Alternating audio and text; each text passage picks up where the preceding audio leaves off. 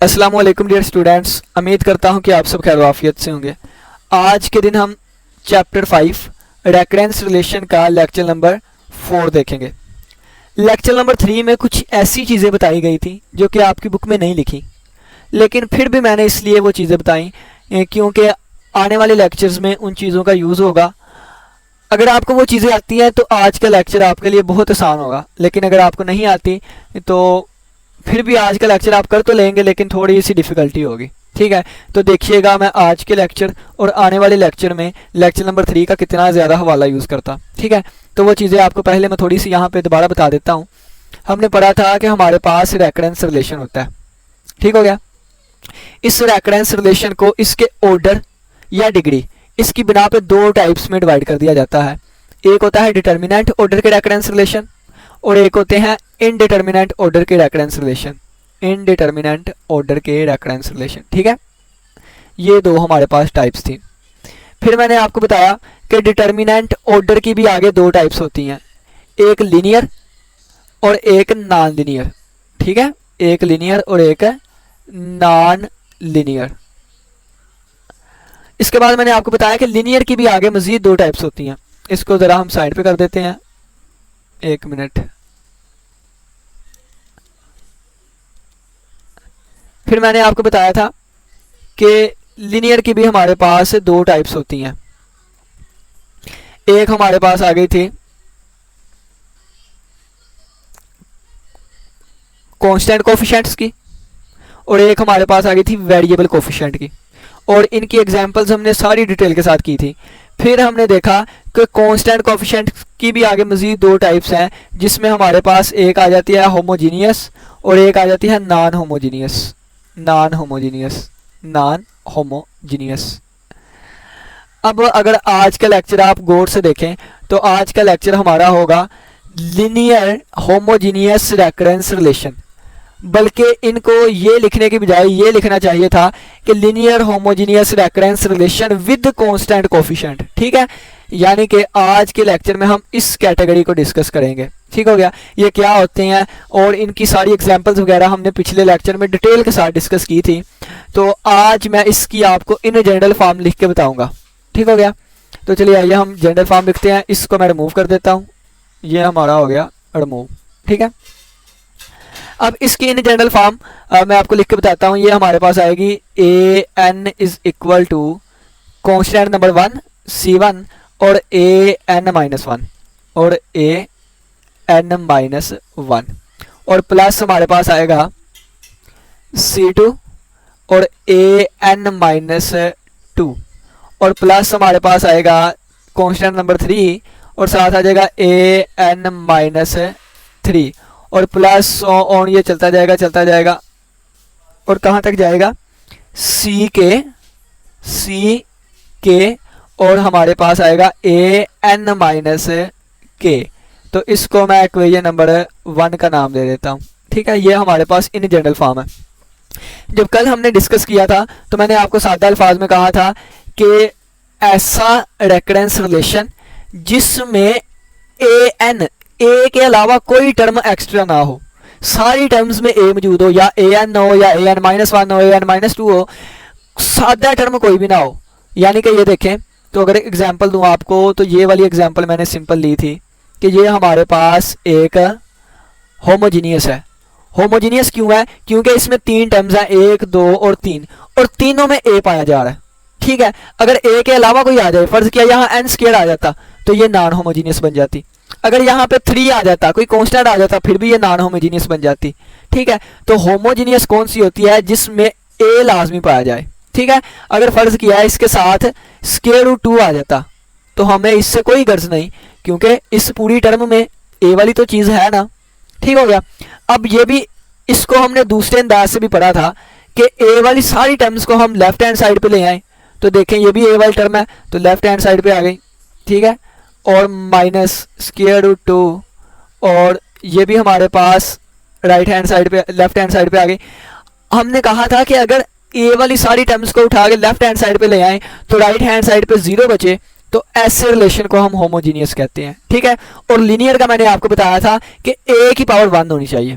ठीक है, अब देखिए एक और एग्जांपल आपको देता हूं, अगर मैं प्लस एन स्क्वायर लिख देता तो ये हमारे पास नॉन होमोजीनियस है क्योंकि ए के अलावा टर्म आ गई। लेकिन अगर देखें तो ये हमारे पास लीनियर है। लीनियर क्यों है? क्योंकि ए की पावर 1 है, ए की पावर 1 है, ए की पावर 1 है, यहाँ पे एन की पावर 2 है, हमें एन की पावर से कोई गर्ज नहीं, ए की पावर 1 होनी चाहिए, तो ए की पावर 1 है, ये लीनियर है लेकिन होमोजीनियस नहीं है। ठीक है, तो हमने उन रेकरेंस रिलेशन को आज के लेक्चर में डिस्कस करना है जिनमें ए की पावर 1 भी हो और तमाम टर्म में ए मौजूद हो। ठीक है, तो आइए हम डिस्कस करते हैं। इसकी इन जनरल फॉर्म आपके सामने लिखी गई है। ठीक हो गया। इन जनरल फॉर्म में अगर देखें तो इसमें भी ए एन है, यानी कि मैं आपको कलर चेंज करके बताता हूँ।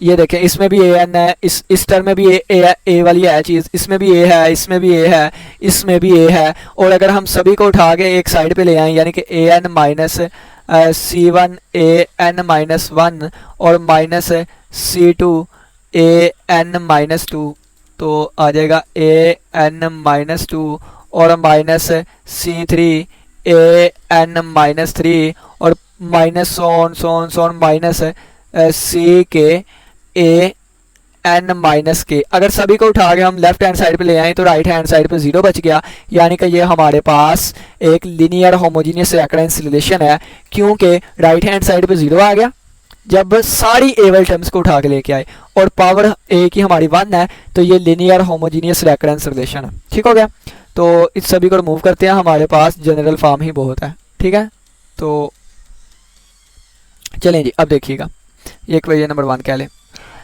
अब देखें अगर ये कांस्टेंट जो है C1 C2 C3 C4 सोन C के, ये सारे रियल नंबर से बिलोंग करने चाहिए। C1 C2 C3 plus so on, ये सारे क्या है, ये हमारे पास रियल नंबर से बिलोंग करें। किस में से? रियल नंबर में से बिलोंग करें। ठीक है, और अगर रियल नंबर में से बिलोंग नहीं करते, कोई वेरिएबल आ जाए, तो फिर हम उसको linear homogeneous recurrence relation with variable constant कहेंगे। और उसको सोल्व करने के लिए पहले हम इसको इस फॉर्म में लेके आएंगे, यानी कि कांस्टेंट कोफिशिएंट में लेके आएंगे। ठीक है, तो ये सारे रियल नंबर में से बिलोंग करते हो। अगर हमने इसकी डिग्री देखनी हो, डिग्री या ऑर्डर जो मैंने आपको बताया था पिछले लेक्चर में, तो डिग्री देखने के लिए हम क्या करते हैं कि maximum subscript minus minimum subscript. ठीक है, मैक्सिमम सबस्क्रिप्ट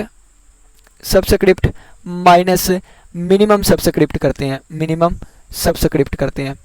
अब ये मैक्सिमम सबस्क्रिप्ट और मिनिमम सबस्क्रिप्ट क्या होता है, तो देखें तो ये सबसे बड़ा यहाँ पे ए एन है, तो मैक्सिमम सबस्क्रिप्ट हमारे पास ए एन आ जाएगा, एन आ जाएगा, तो एन लिख दिया। अब ये एन माइनस 1 है, ये एन माइनस 2 है, ये एन माइनस 3 है, सोन ये एन माइनस के है। तो सबसे छोटा हमारे पास एन माइनस के है, तो एन से एन माइनस के को माइनस करूँगा तो ये हमारे पास आ जाएगा एन माइनस एन प्लस के। तो एन के साथ कैंसिल आउट हुआ, तो डिग्री हमारे पास आ गई के। तो ये के डिग्री का हमारे पास होमोजीनियस रेकरेंस रिलेशन है। ठीक है, ये के डिग्री का हमारे पास linear homogeneous recurrence relation with constant variable है, कांस्टेंट कोफिशिएंट है। ठीक है, इसके बाद कुछ चीज़ें हैं, डिग्री के बारे में भी आपको पता चल गया। अब आपकी बुक पे एग्जांपल लिखी गई है, तो उन एग्जांपल्स को डिस्कस करते हैं। तो उससे पहले हम इन चीज़ों को एक साइड में कर लेते हैं। ठीक हो गया, तो इनको नोट कर लीजिएगा। ये चीज़ें हम यहाँ पे साइड पे लगा लेते हैं, यहाँ पे आगे इस साइड पे। ठीक है, और इसको हम एक कवर दे देते हैं, तो ये हमारे पास आ जाएगा एक कवर। ठीक हो गया, अब हम नीचे कुछ एग्जाम्पल से डिस्कस कर लेते हैं। एग्जाम्पल देखिएगा, आपकी बुक पे पहली एग्जाम्पल दी गई है, P N is equal to, P N किसके इक्वल है 1.11 और मल्टीप्लाई इसके साथ है पी एन माइनस 1। ठीक है, पी एन माइनस 1। अब उन्होंने किया क्या है कि ए की जगह बस ए एन की जगह पी एन और ए एन माइनस 1 की जगह पी एन माइनस 1 देखा। तो सबसे पहले देखेंगे पी की पावर 1 है, तो इसका मतलब ये लीनियर होगा। ठीक हो गया, फिर आप देखें कि सभी में पी पी वाली चीज़ें आ रही हैं, इसमें पी एन आ गया इसमें, तो कोई भी टर्म में कांस्टेंट नहीं है या पी के अलावा वाली टर्म नहीं है, तो इसका मतलब ये होमोजीनियस भी होगी। ठीक है, अब देखें कि इसका कोफिशिएंट 1 है, इसका कोफिशिएंट 1.11 है, तो इसका मतलब है ये कांस्टेंट कोफिशिएंट वाली होगी। ठीक है, तो ये एग्जांपल नंबर 1 थी। अब आपकी बुक में एग्जांपल नंबर 2 लिखी गई है, एक रेफरेंस। अब इसकी डिग्री, अगर डिग्री देखनी हो तो इसमें मैक्सिमम सबस्क्रिप्ट n है और मिनिमम जो है वो n-1 है, तो n-1 करेंगे तो हमारे पास आ जाएगा n-n+1, तो n से काटा तो बाकी हमारे पास 1 आ गया, तो इसकी डिग्री या इसका ऑर्डर कितना है, 1 है। ठीक है, तो इस नीचे वाली चीज़ को हम रिमूव कर देते हैं। एग्जाम्पल नंबर 1 हमारी कंप्लीट हुई। नेक्स्ट अब हम एग्जाम्पल नंबर 2 देखते हैं। तो आपकी बुक पे पेज नंबर 237 पे एग्जाम्पल नंबर 2 लिखी गई है, fn is equal to fn-1 plus fn-2 fn-1 plus fn-2। ठीक है, तो सबसे पहले देखें f की पावर कितनी है, 1 है, तो इसका मतलब ये लीनियर होगी। फिर आप देखें कि f वाली के अलावा कोई टर्म नहीं है, यानी कि +3 या +n² या इस तरह की कोई टर्म नहीं है, सभी में f मौजूद है, इसका मतलब ये होमोजीनियस है। ठीक है, बस एक जगह f लिखा हुआ है। और देखें कि इसका कोफिशिएंट 1 है, इसका कोफिशिएंट भी 1 है, इसका कोफिशिएंट भी 1 है, इसका मतलब है ये कांस्टेंट कोफिशिएंट है। ठीक है, और इसके बाद अगर डिग्री देखनी हो तो मैक्सिमम सबस्क्रिप्ट n है और उससे कम ये है, सबसे कम n-2 है, तो मैक्सिमम माइनस सबसे कम, तो ये हमारे पास आ जाएगा n-n+2, तो डिग्री हमारे पास डायरेक्ट ये आ जाएगी 2। ठीक है, डिग्री हमारे पास आ गई 2, तो इसकी डिग्री हम लिख लेते हैं, इस एग्जांपल वाले की डिग्री है 2। ठीक हो गया, अब इसको भी हम रेज करते हैं। तो नेक्स्ट अब हम एग्जांपल नंबर 3 डिस्कस करते हैं। आपकी बुक पे नेक्स्ट एग्जांपल लिखी गई है an is equal to an-5, तो an is equal to an-5। ठीक है, अब इसमें देखें तो यहाँ भी पावर 1 है, यहाँ भी पावर 1 है, इसका मतलब कि ये लीनियर है। ठीक है, इसके बाद होमोजीनियस है कि नहीं, तो इसमें भी ए पाया जा रहा है, इसमें भी ए पाया जा रहा है, दो ही टर्म्स हैं, दोनों में ए वाली चीज़ है, यानी कि ये होमोजीनियस होगी। ठीक है, और नेक्स्ट देखें, इसका कोफिशिएंट भी 1 है, इसका कोफिशिएंट भी 1 है, कोफिशिएंट रियल नंबर है, कांस्टेंट है, इसका मतलब ये कांस्टेंट कोफिशिएंट वाले हो गए। ठीक है, और डिग्री अगर हमने देखनी हो तो मैक्सिमम सबस्क्रिप्ट n है और मिनिमम n-1 है, तो n-n+5, तो आंसर आएगा n-n+5, तो n के साथ कैंसिल आउट हुआ, तो हमारी डिग्री आ गई 5। तो नेक्स्ट टाइम मैं डिग्री डायरेक्ट ही लिखूंगा, तो डिग्री आ गई 5। ठीक है, डिग्री आ गई 5, तो ये डिग्री आ गई 5, डिग्री आ गई 5।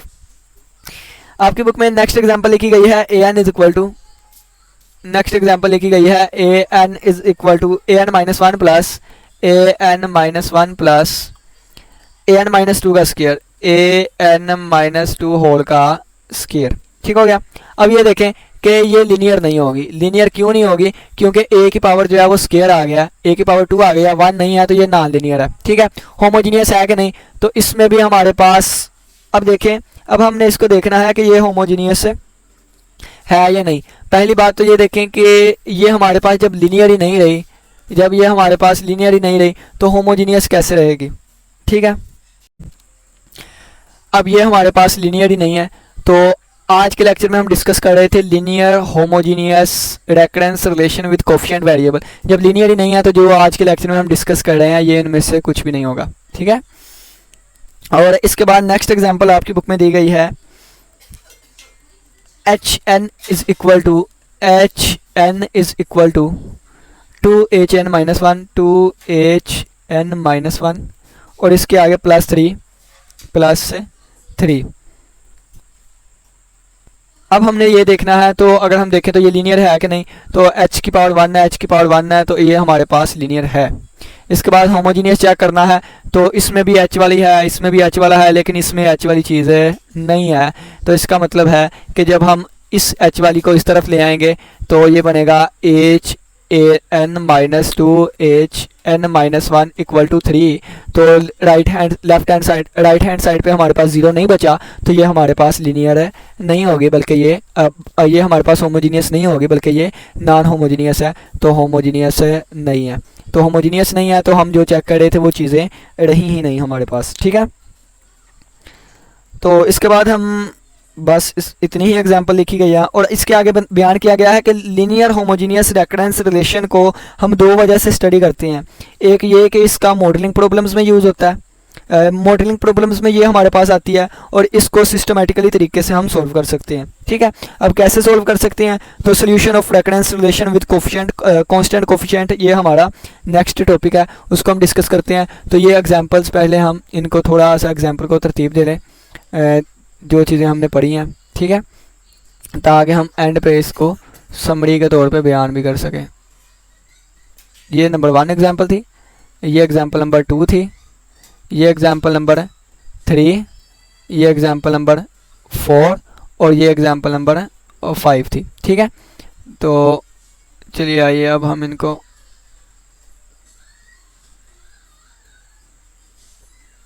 ये हमारे पास एग्जांपल्स हैं।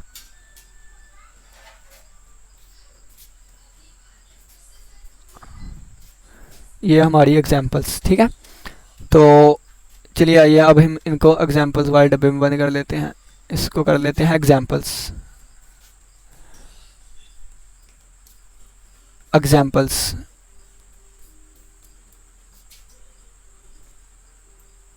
ठीक है, अब हम सॉल्यूशन देखते हैं, अब हम सॉल्यूशन देखेंगे।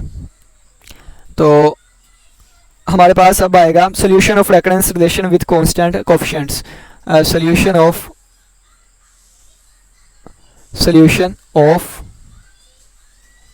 recurrence relation, solution of recurrence relation with constant coefficients। ठीक है, अब हम इनको डिस्कस करते हैं। क्या कहा गया है कि अगर देखें कि कहा गया है कि अगर ए एन का आंसर हमारे पास ए की पावर आर के इक्वल आ जाए, ठीक है, अगर ये वाली चीज़ आ जाए, ठीक है, तो हमने तो इस चीज़ का सोल्यूशन फाइंड करना है ना, यानी कि ये वाली चीज़ थी C1 A N minus 1 plus C2 A N minus 2 plus on चलता जाएगा कहाँ तक जाएगा, ये इन जनरल फॉर्म जो हमने पढ़ी थी, और सी के ए एन माइनस के। ठीक है, ये वाली चीज़ हमने पढ़ी थी, हमें इसका सोल्यूशन फाइंड करना है। तो कहा गया है कि अगर ए एन बराबर आ जाए आर एन के, तो इस चीज़ का सोल्यूशन हमारे पास बन जाएगा R N is equal to R raise to power N is equal to C1 R raise to power N minus 1 plus C2 R raise to power N minus 2 plus so on C K R raise to power N minus K. ठीक है, क्या कहा गया है कि हमने इस चीज़ का सोल्यूशन फाइंड करना था अगर ए एन बराबर आ जाए आर की पावर एन, यानी कि अगर ये हमारे पास सोल्यूशन आ जाए इसका, तो फिर इस चीज़ को हम इस तरह लिख सकते हैं। ठीक हो गया, अब इस चीज़ को हमने फाइंड कैसे करना है, इस चीज़ को फाइंड कैसे करना है, तो इसका फाइंड करने का तरीका नेक्स्ट हमारे पास 5 से 6 स्टेप्स में दिया गया है, तो वो तरीका को पढ़ते हैं। अगर वो तरीका आपको आ गया तो सारे क्वेश्चन उसी पे सोल्व होंगे। तो पहले हम इस चीज़ को पहले हम एक डिब्बे में बंद करते हैं और इसको भी हम ऊपर लेके जाएं। ठीक है, तो ये चीज़ भी हमारे पास यहाँ पे आ जाएगी।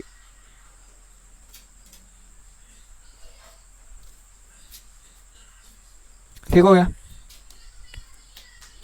नेक्स्ट देखिएगा, एक एग्जांपल लेते हैं, तो उसी के साथ साथ हम प्रोसीजर साथ साथ लिखी जाएंगे। ठीक है, तो सबसे पहले आपकी एग्जांपल नंबर 3 है, जो आपकी बुक पे 3 नहीं है, एग्जांपल कोई और लेते हैं ताकि हमें अच्छे से समझ आए। एग्जांपल नंबर 4 आपके बुक की एग्जांपल नंबर 4 है, हम उसको लेके चलते हैं। Example number 4 example number 4 example number 4।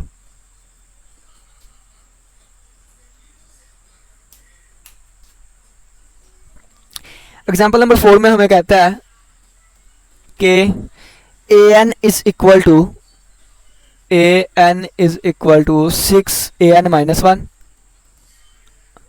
और -9 A N minus 2 -9 A N minus 2।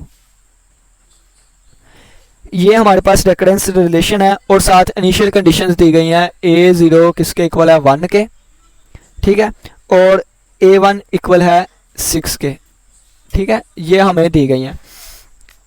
अब हमने फाइंड क्या करना है, हमने इस रेकरेंस रिलेशन का सोल्यूशन फाइंड करना है। तो रेकरेंस रिलेशन का सोल्यूशन फाइंड करने का सबसे पहला स्टेप जो हमारे पास आएगा, जो सबसे पहला स्टेप, तो यहाँ इसको ना, इसको उठा के हम साइड पे ले जाते हैं यहाँ पे, ठीक हो गया। अब हम रेकरेंस रिलेशन को फाइंड करने का के सोल्यूशन के लिए सबसे पहला स्टेप हमें वो कहता है, तो सबसे पहले हमने इसकी डिग्री फाइंड करनी है। तो डिग्री फाइंड कैसे करते हैं, यानी कि सबसे पहले हम डिग्री फाइंड करेंगे, पहला स्टेप ये है। तो लास्ट पे हम इन स्टेप को थ्योरेटिकली भी पढ़ेंगे। तो डिग्री फाइंड करनी है, तो डिग्री हम फाइंड करते हैं। डिग्री फाइंड करने के लिए मैक्सिमम सबस्क्रिप्ट कितना है, n है, तो n माइनस मिनिमम कितना है, n माइनस 2 है, तो n माइनस n माइनस 2। तो यहाँ से हमारे पास आ जाएगा n माइनस n प्लस 2, और n से कैंसिल आउट हुआ तो हमारे पास आंसर आ गया 2। तो ये हमारे पास सबसे पहला स्टेप कंप्लीट हुआ कि हमने डिग्री फाइंड करनी है। नेक्स्ट सेकंड स्टेप हमारे पास आता है कि हमने इस जो भी हमारे पास होमोजीनियस होगा, हम इसको इस तरह लिखेंगे कि सारी टर्म्स को उठा के लेफ्ट हैंड साइड पे ले आएंगे और इक्वल टू 0 कर देंगे, ठीक है। यानी कि an माइनस 6 an माइनस 1 और plus 9 an minus 2 equal to 0 आ जाएगा, ठीक है। यानी कि हम कहेंगे कि राइट हैंड साइड को हम 0 कर देंगे, राइट हैंड साइड जो है उसको 0 कर देंगे। ये सारे स्टेप कैसे लिखे हुए हैं बुक में, मैं एंड पे आपको बुक से भी दिखाऊंगा, ठीक है। इसके बाद तीसरा स्टेप आएगा कि जो हमारे पास an है उसको हम r की पावर r से रिप्लेस कर देंगे, ठीक है। तो देखें कि ये हमारे पास डिग्री 2 आई है, तो an को हम r की पावर 2 से रिप्लेस कर देंगे। माइनस 6, ये an माइनस 1 है तो इसको हम r से, और ये हमारे पास n माइनस 2 है तो इसको हम 9 और साथ r की पावर 0 लिखें या ना लिखें इससे कोई फ़र्क नहीं, ठीक है। तो ये हमारे पास एक इक्वेशन आ गई, और इस इक्वेशन को हम कहते हैं करैक्टरिस्टिक्स या ऑक्सिलरी इक्वेशन, ठीक है। तो यहाँ पे लिख लें, इस इक्वेशन को हम कहते हैं करैक्टरिस्टिक्स इक्वेशन या फिर ऑक्सिलरी इक्वेशन, करैक्टरिस्टिक्स या फिर ऑक्सिलरी इक्वेशन,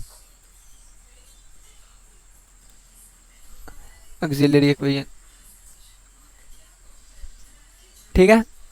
तो कुछ क्वेश्चंस आएंगे कि करैक्टरिस्टिक्स या ऑक्सिलरी इक्वेशन कैसे बनाते हैं। तो सबसे पहले डिग्री फाइंड करें, फिर an को हाईएस्ट डिग्री वाले से रिप्लेस कर दें, फिर उससे कम वाले टर्म को उससे कम, इसी तरह हम इसको बनाएंगे, ठीक है। जब 3-4 क्वेश्चंस या एग्जांपल्स की प्रैक्टिस करेंगे हमें अच्छे तरीके से समझ आ जाएगी। तो नेक्स्ट स्टेप हमारे पास ये था कि हमने ऑक्सिलरी इक्वेशन बनानी है, ठीक है, करैक्टरिस्टिक्स या फिर ऑक्सिलरी इक्वेशन बनानी है। तो यहाँ पे ऑक्सिलरी इक्वेशन लिख देता हूँ, ऑक्सिलरी इक्वेशन, ठीक है। ये हमारे पास नेक्स्ट स्टेप होगा, किसी भी क्वेश्चन को सोल्व करना है तो यही हमारे पास स्टेप हुआ करेंगे। जब हमारे पास ऑक्सिलरी इक्वेशन बन जाया करेगी तो हमने फिर इसको सोल्व करके इसके रूट्स फाइंड करने हैं। तो इसको हम रफ में थोड़ा सा सोल्व कर लेते हैं, फिर डायरेक्ट इसका आंसर लिख देंगे। देखें आर स्क्वायर, यानी कि अगर आप देखें तो ये हमारे पास r माइनस 3 होल स्क्वायर का फार्मूला बनता है, ठीक है, इक्वल टू 0। तो अगर आप यहाँ से r की वैल्यू निकालना चाहें तो r की 2 वैल्यूज़ निकलेंगी, दोनों वैल्यू 3 और 3 होंगी, ठीक है। r की 2 वैल्यूज़, ये वैल्यूज़ कैसे निकलती हैं बाद में हम डिटेल से डिस्कस करेंगे, ठीक है। तो ये 2 वैल्यूज़ आ गई हमारे पास। तो ये नेक्स्ट स्टेप है कि हमने रूट फाइंड करने हैं, ठीक है, इसको कहते हैं रूट्स, ठीक है। रूट आ गए हमारे पास। जब हमारे पास रूट आ गए तो फिर हमने इन रूट्स को यूज़ करना है अपने सोल्यूशन में। तो वह सोल्यूशन क्या होता है, यानी कि हमने कहा था कि an किसके इक्वल होता है, an इक्वल होता है k1 r1 की पावर n, यानी कि मैं यहाँ पे लिख के देता हूँ आपको ये चीज़ें। ये हमारे पास आएगा, एक चीज़ हमारे पास आएगी an is equal to k1 r1 की power n plus k2 r2 की पावर n, k2 r2 की पावर n प्लस ऑन चलता जाएगा, कहाँ तक जाएगा, और rn kn rn की पावर n, ठीक है। अगर हमारे पास रूट्स जो है वो नॉन रिपीटेड आए तो उस वक्त हम ये फार्मूला यूज़ करेंगे, और अगर हमारे पास रिपीटेड आ गए हैं, फ़र्ज़ किया कि रूट्स हमारे पास आए थे यानी कि ये उस वक्त है जब रूट्स हमारे पास डिफरेंट आए हैं, यानी कि आर की वैल्यूज़ आई हैं R1, R2, R3 so on Rn तक। ठीक है, अगर हमारे पास रूट्स इस तरह के आ जाएं, यानी कि r is equal to R1, तो देखें R1 दो दफ़ा आ गया। ठीक है, तो फिर हम कैसे लिखेंगे, इसका सोल्यूशन भी मैं आपको बताता हूँ। तो फिर हम इस तरीके से लिखते हैं an is equal to K1 plus, अब ये देखें दो है ना, तो हम लिखेंगे n K2 और साथ हमारे पास आ जाएगा R1 की पावर n। ठीक है, और प्लस ऑन चलता जाएगा। ठीक है, कहाँ तक जाएगा हमारे पास,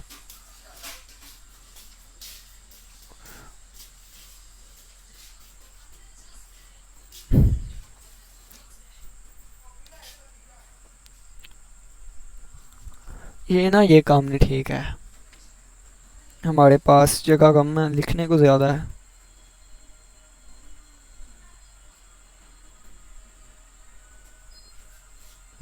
चलिए सॉल्यूशन के बारे में हम नीचे सीखते हैं। ठीक है, तो नीचे हमारी जगह कम है, तो इस तरफ साइड पे ले जाते हैं। अब हम देखिएगा, अगर रूट्स हमारे पास दो तरह के आ सकते हैं, यहाँ पे एक नॉन रिपीटेड, एक रूट्स आ सकते हैं नॉन रिपीटेड। नेक्स्ट टाइम हम वाइट बोर्ड वाली वीडियो ही करेंगे। एक आ सकते हैं हमारे पास नॉन रिपीटेड और एक आ सकते हैं हमारे पास रिपीटेड। ठीक है, रिपीटेड। तो यहाँ पे आपको चीज़ें अच्छे तरीके से समझाता हूँ। ठीक है, दो तरह के रूट्स आ सकते हैं।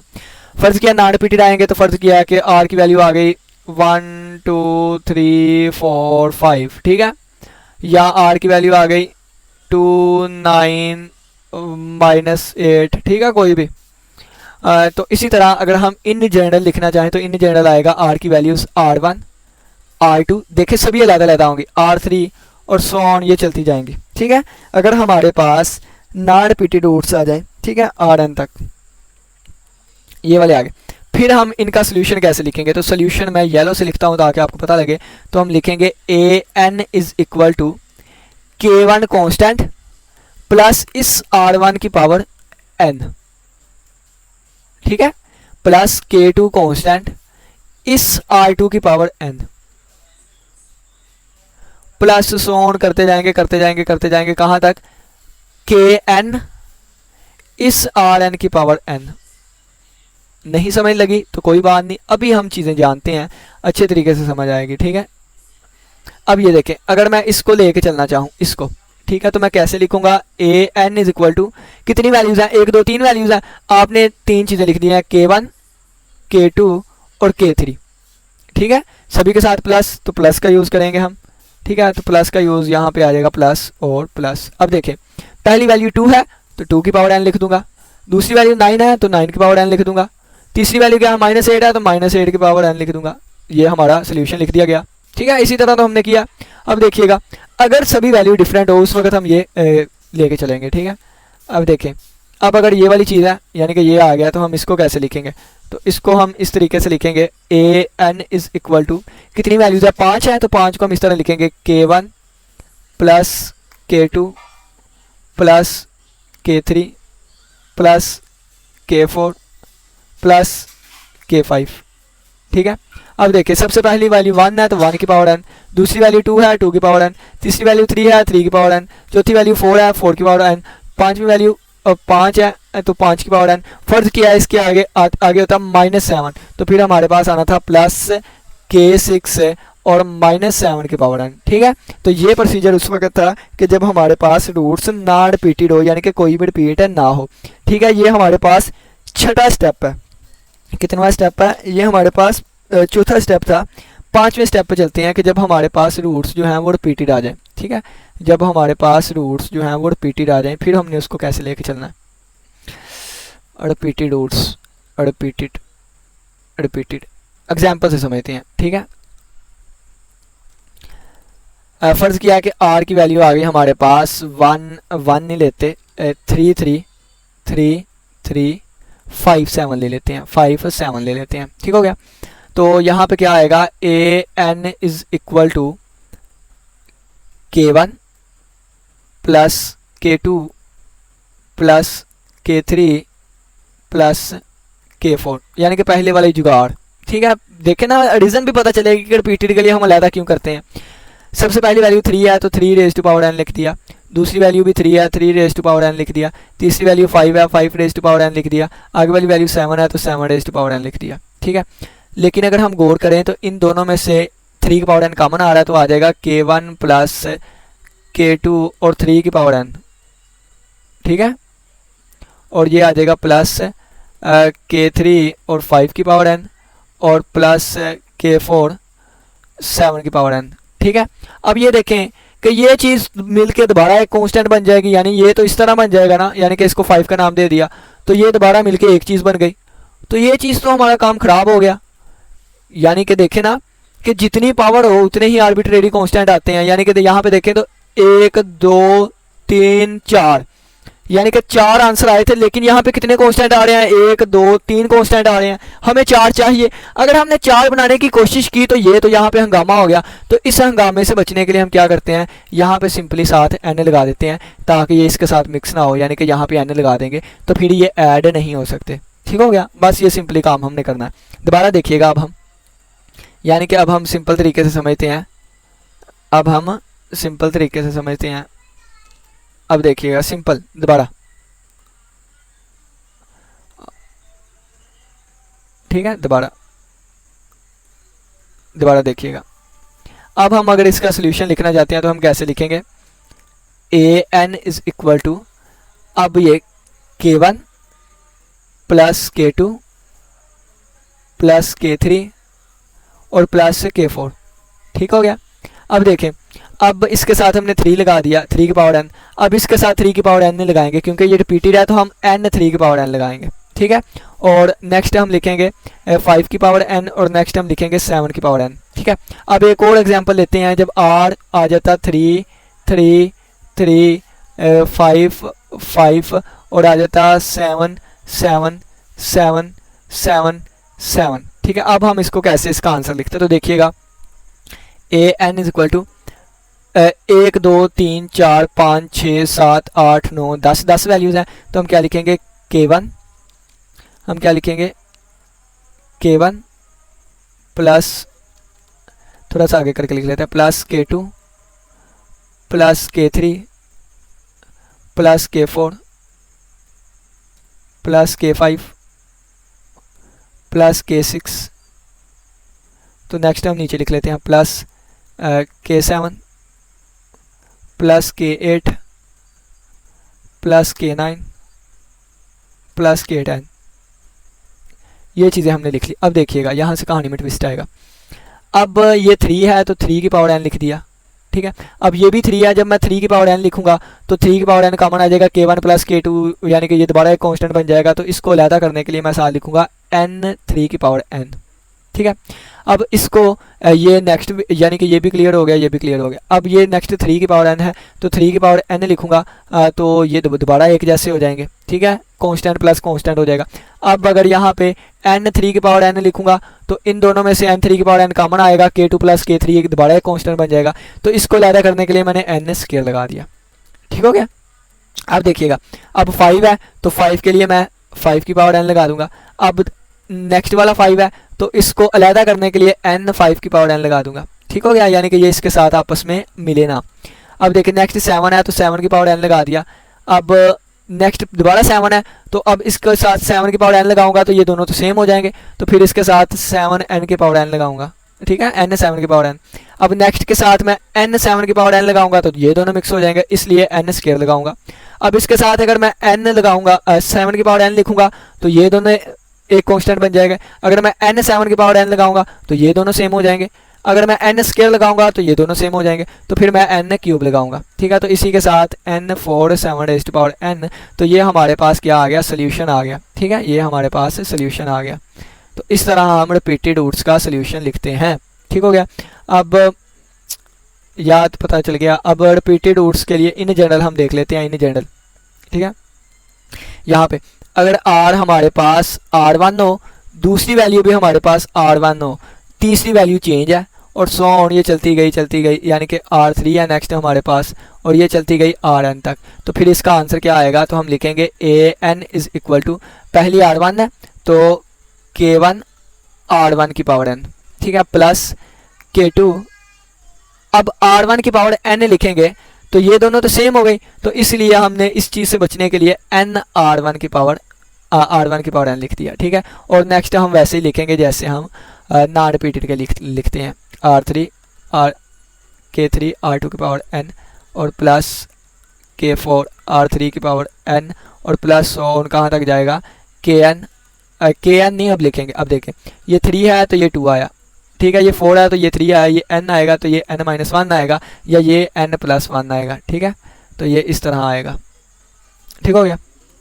अब फ़र्ज़ किया है, अब ये देखें फ़र्ज़ किया है कि यहाँ पे यानी कि यहाँ पे भी 1 आ जाता, ठीक है, आगे 2 3 आ जाता, तो फिर हम इस तरह लिखते K1 प्लस n K2, ठीक है, और प्लस n² K3, ठीक है, और इसके साथ हम लिखते क्या लिखते R1 की पावर n और इसके साथ लिखते R1 की पावर n और इसके साथ लिखते R1 की पावर n। तो ये इस तरह है, ठीक है।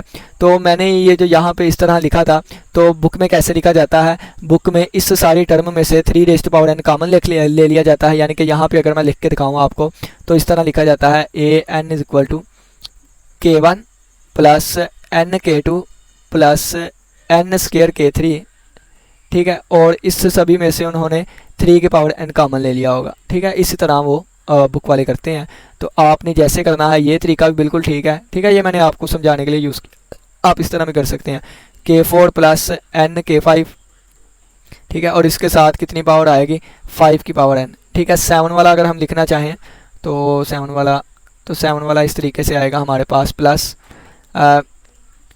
K6 plus n K7 plus n² K8 plus n³ K9 और प्लस n की पावर 4 K10 और साथ हमारे आएगा 7 n, ठीक है। तो इस तरह हम सोल्यूशन लिखते हैं। अब अपने वापस क्वेश्चन पे आते हैं हम। ये हमारा एक क्वेश्चन था छोटा सा, ठीक है, जहाँ पे हमने स्टार्ट किया था। बाकी स्टेप हमारे पूरे हो गए। पहला स्टेप क्या था, डिग्री है। दूसरा स्टेप हमारा क्या आएगा, राइट हैंड साइड को 0 बनाना हमने, ठीक है। तीसरा स्टेप हमारा क्या आएगा, ऑक्सिलरी इक्वेशन बनानी है हमने। चौथा स्टेप हमारे पास क्या आएगा, रूट फाइंड करेंगे, और रूट फाइंड किए या तो वो रिपीटेड होंगे नॉन रिपीटेड, तो रिपीटेड के लिए मैंने आपको बता दिया, नॉन रिपीटेड के लिए भी आपको बता दिया, ठीक है। तो उसके बाद जो हमें इनिशियल वैल्यूज़ दी होंगी उनको पुट करके हम अपना आंसर निकाल लिया करेंगे, ठीक हो गया। तो ये हम इसको पूरा करते हैं। ये रिपीटेड रूट्स आ गए हैं, तो हमारा आंसर आएगा an = देखें ये हमारे पास आएगा K1 3 की power n plus n K2 3 की पावर n, ठीक है।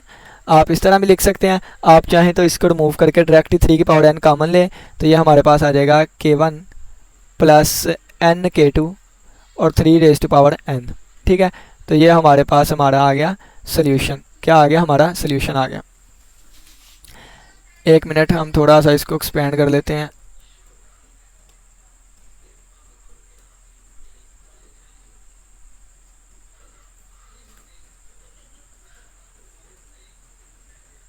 ठीक हो गया। अब देखिएगा, अब यहाँ पे 2 वैल्यूज़ दी गई हैं, एक A01 और एक A1 = 6, ठीक है। A01 तो A01 है, तो यहाँ पे n की जगह 0 रखेंगे तो आ जाएगा A0 = K1 प्लस n की जगह 0 रखा तो ये सारा 0 हो गया, और n की जगह 0 रखा 3 की पावर 0 आ गया। तो A0 किसके इक्वल है, 1 के इक्वल है, तो हम वैल्यू पुट करेंगे तो ये आ जाएगा 1 = K1 और प्लस 0 और 3 की पावर 0 1 होता है, तो K1 की वैल्यू आ गई 1, ठीक है। अब देखें दूसरी इनिशियल कंडीशन हमें दी गई है A1 = 6, तो n की जगह हम 1 रखेंगे तो आ जाएगा A1 = K1 प्लस n की जगह 1 रखा तो K2 और मल्टीप्लाई बाय आ जाएगा 3 ठीक है। तो A1 6 के इक्वल है, ये देखो बताया गया। तो A1 की वैल्यू हम यहाँ पे 6 पुट करेंगे तो आ जाएगा 6 = K1 प्लस K2 और मल्टीप्लाई बाय 3, ठीक है। तो 3 एक बार 3, 3 2 बार 6, तो आ जाएगा K1 प्लस K2 = 6। तो यहाँ से K1 की वैल्यू हमारे पास है, तो आ जाएगा K2 = 2 माइनस K1, ठीक है। तो K1 की वैल्यू हमारे पास 1 है, तो 2 - 1 हमारे पास आ जाएगा K2 = 2 - 1, तो K2 की वैल्यू आ जाएगी हमारे पास 1, ठीक है। K2 की वैल्यू आ गई हमारे पास 1। अब ये K1 और K2 की वैल्यू ये 1 वैल्यू आई हमारे पास K1 और K2 की।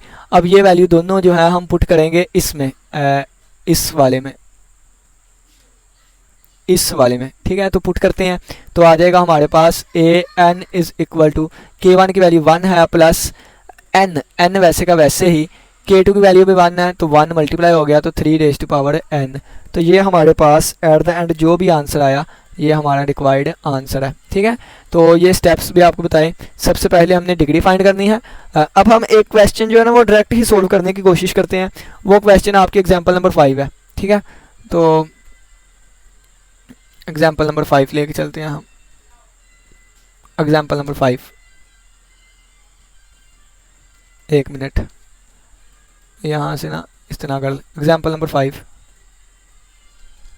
अभी एक मिनट, ये ठीक है। एग्जाम्पल नंबर 5,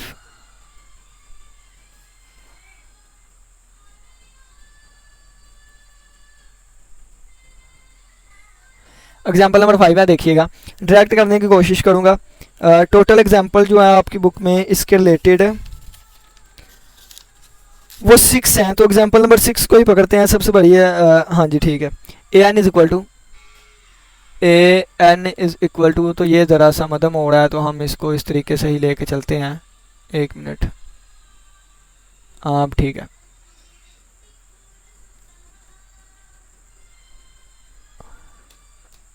एक मिनट बस, ये हमारे पास आने लगी है एग्जाम्पल नंबर 6, ठीक है।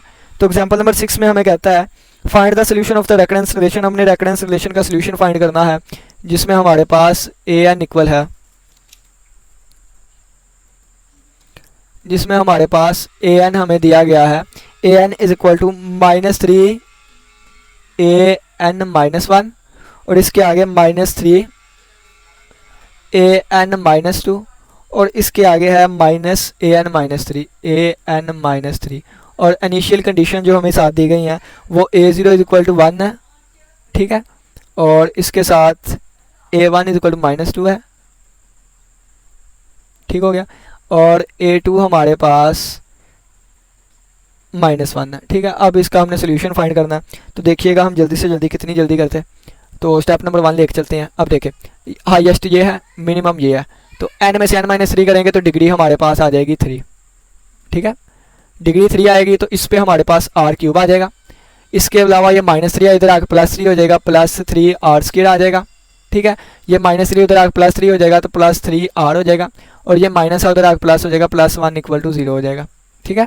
अगर आप इस पर थोड़ा सा गौर करें तो ये बनेगा a³ r³ +3a² b और +3a और b का स्क्वायर और +b³, ठीक है, और इक्वल टू 0। तो ये हमारे पास फार्मूला बनता है। फार्मूला किसका बनता है? r+1 होल क्यूब का, ठीक है। पावर 3 है, डिग्री 3 है, तो इसका मतलब हमारे पास 3 आंसर आएंगे। तो वो आंसर कौन से आएंगे? r इज इक्वल टू 1 -1, ठीक है। r इज इक्वल टू -1 और -1, ये 3 हमारे पास रूट्स आ गए। तो ये हमारे पास करेक्टरिस्टिक इक्वेशन थी ये वाली, ठीक है। 3 रूट्स हमारे पास आ गए। अब हम रूट से अपना सोल्यूशन लिखेंगे। सोल्यूशन लिखना आपको सिखाया बड़ी डिटेल के साथ। तो ये मेरे पास आ जाएगा k1 प्लस n_k2 और प्लस n_k3 n² k3 और साथ -1 की पावर n, ठीक है, -1 की पावर n। अब यहाँ पे देखें, इनिशियल कंडीशन को यूज़ करूँगा, इनिशियल वैल्यूज़ को। तो इसके लिए हम कलर चेंज कर लेते हैं, ये ग्रीन के साथ करते हैं इनिशियल को, ठीक है।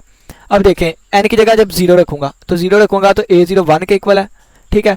ये भी 0 हो जाएगा, ये भी 0 हो जाएगा क्योंकि n से मल्टीप्लाई, और ये पावर 0 ये 1 बन जाएगा, ठीक है। -1 की पावर 0 जो है ये 1 बन जाएगा, ठीक है। तो यहाँ से अगर आप गौर करें तो ये भी 0 ये भी 0, बस ये बचेगा, यानी कि 1 इक्वल टू आ जाएगा k1 प्लस ये भी 0 हो जाएगा प्लस ये भी 0 हो जाएगा और ये हमारे पास 1 हो जाएगा। तो k1 की वैल्यू हमारे पास 1 आ जाएगी, ठीक हो गया। k1 की वैल्यू आ गई 1। अब देखें, जब 1 पुट करूँगा तो ये बन जाएगा a1 की वैल्यू -2 है, तो ये आ जाएगा -2 is equal to k1 plus n की जगह 1 रखा तो प्लस k2 आ गया, n की जगह 1 रखा तो प्लस k3 आ गया, ठीक है। प्लस ये k2 है, ये k2 है, ये k3 आ जाएगा और -1 की पावर वन आ जाएगा, -1 की पावर 1 आ जाएगी। अब ये देखें, ये -2 था, ये -1 हो जाएगा, ये आपस में कैंसिल हुए, तो बाकी आ जाएगा 2 is equal to K1 plus K2 plus K3। तो K1 की वैल्यू 1 है, उधर जाकर माइनस होगी, तो वो 2 में से 1 निकाले तो 1 बचेगा, यानी कि ये हमारे पास बचेगा K2 plus K3 is equal to 1। ठीक है, ये हमारे पास एट द एंड चीज़ बचेगी जब K1 की वैल्यू भी पुट कर दूंगा। ठीक है, तो तीसरा हमारे पास जब हम वैल्यू 2 पुट करेंगे यानी कि जगह, तो ये हमारे पास आ जाएगा -1 इक्वल टू, यानी कि ये हमारे पास आ जाएगा -1 इक्वल टू 2 पुट करना है अब, K1 प्लस 2K2 और प्लस 4K3 और -1 का स्क्वायर +1 ही होगा। ठीक है, ये हमारे पास 1 के इक्वल है, तो उधर जाएगा -2 बन जाएगा, तो -2 is equal to 2K2 plus 4K3। ठीक हो गया। अब देखें कि सभी में से 2 कॉमन लेकर या 2 से डिवाइड करें तो ये बन जाएगा -1 is equal to K2 plus 2K3। ठीक है, तो ये वाली जो हमारे पास आई थी इसको यहाँ पे हम लिख देंगे, यानी कि इसमें से इसको माइनस करवाएंगे तो K3 इज इक्वल टू 1 है। तो जब हम माइनस करवाएंगे तो अलामतें चेंज होंगी, तो यहाँ पे अलामतें चेंज करके आपको बताता हूँ, ये प्लस है, ये माइनस हो जाएगा, ये माइनस हो जाएगा, ये प्लस है तो ये माइनस हो जाएगा, ये आपस में कट गया। -1 -2 इज इक्वल टू 2 में से 1 निकाले 1, तो K3 की वैल्यू आ गई -2। ठीक है, K2 की वैल्यू फाइंड करनी है, तो यहाँ पे पुट करें K2 की वैल्यू, तो आ जाएगा K2 is equal to 1 minus K3। तो और K3 की वैल्यू हमारे पास क्या है, K2 is equal to 1 minus minus plus 2 हो जाएगा, तो K2 की वैल्यू आ जाएगी हमारे पास 3। ठीक है, तो अब ये K2 की वैल्यू 3 है, K3 की वैल्यू -2 है और K1 की वैल्यू 1 है। ये सारी यहाँ पे पुट करें तो an इज इक्वल टू आ जाएगा 1, n की वैल्यू n वैसे का वैसे ही, K2 की वैल्यू -2 +3 है तो +3n, और K3 की वैल्यू -2 है तो -2n², और साथ हमारे पास आ जाएगा -1⁻n, और यही हमारा रिक्वायर्ड हमारा सोल्यूशन है। ठीक है, तो उम्मीद करता हूँ कि आज के लेक्चर की समझ आई होगी। बाकी एग्जांपल नंबर 4 भी मैंने करवाई और 5 आप खुद कर लेंगे। अब तो 4 मैंने, हाँ जी 4 मैंने ही करवाई, 5 आप खुद कर सकते हैं, और एग्जांपल नंबर 3 तो आप कर सकते हैं क्योंकि मैंने डिफ़िकल्ट एग्जांपल लेके आपको करवाई थी। तो इसका आंसर चेक कर लेते हैं कि आंसर हमारा ठीक आया कि नहीं। तो हमारा आंसर 1 3 -2 वैल्यूज़ तो ठीक आ गई हैं, इसके अलावा 1 + 3 है। हाँ जी, आंसर हमारा बिल्कुल ठीक आ गया। ठीक है, उम्मीद करता हूँ आज के लेक्चर की समझ आई होगी। किसी बच्चे का कोई भी क्वेश्चन हुआ लाजमी पूछिएगा। नेक्स्ट अब देखेंगे हम नेक्स्ट लेक्चर में क्या करते हैं। इसी के साथ इजाज़त दीजिए। अल्लाह हाफ़िज़, अल्लाह निगहबान।